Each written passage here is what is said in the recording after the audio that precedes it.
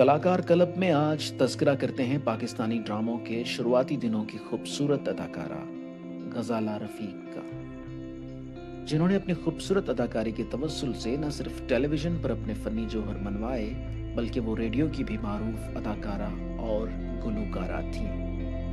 غزالہ رفیق کے والد نعمان علی انصاری شکارپور کے شاہ حسین محلے میں رہتے تھے، جو کہ کورٹ میں ایک پروسیکیوٹر تھے۔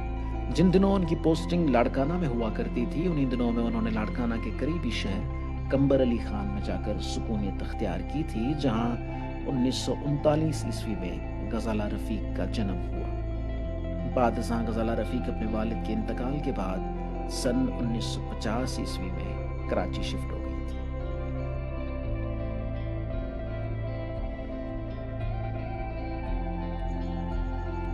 کراچی آ کر غزالہ نے میاں رفیق چودھری سے شادی کی، جس کے بعد ان کا نام BA غزالہ سے غزالہ رفیق ہو گیا۔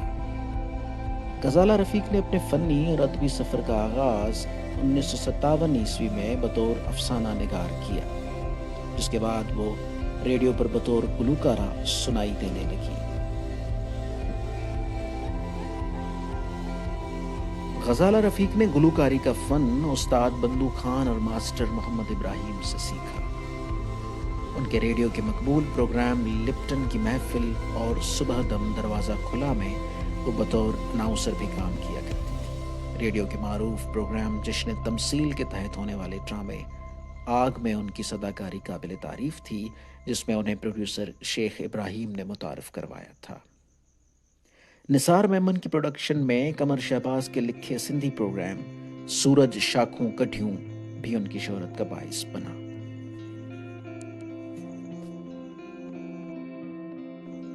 پاکستان ٹیلی ویژن کے آغاز سے ہی غزالہ رفیق ٹی وی پر جلوہ افروز ہونے والی فنکاروں میں سے تھیں۔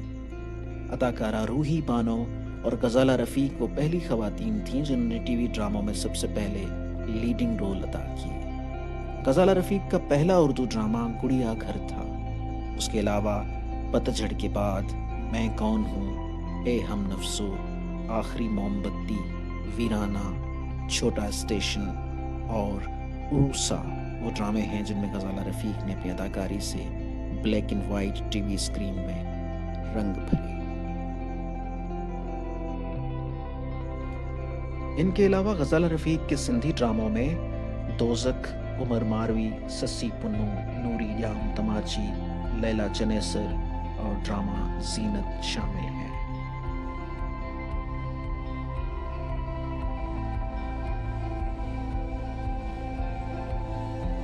ان ڈراموں کے علاوہ جن سندھی ڈراموں میں غزالہ رفیق نے اپنے اداکاری کے جوہر منوائے، ان میں علی بابا کے لکھے روپ بہروپ، موتی اچیڑو من، لہروں لس لیٹ اور قمر شہباز کے لکھے فرض قرض مرض اور آخری رات شامل ہیں۔ اس کے علاوہ غزالہ رفیق نے ایک منفرد کردار رائٹر قمر شہباز کے لکھے اردو ڈرامے ایک تصویر جو بولتی ہے میں ادا کیا تھا، جس میں ان کے ہیرو منظور قریشی صاحب تھے۔ ان شاندار ڈراموں میں اداکاری کے باعث انہوں نے اپنے فنی سفر کو 4 چاند لگائے۔ ماضی کی یہ معروف اور خوبصورت اداکارہ غزالہ رفیق 24 جنوری 1977 عیسوی کو دار باقی کی جانب کوچ کر گئی۔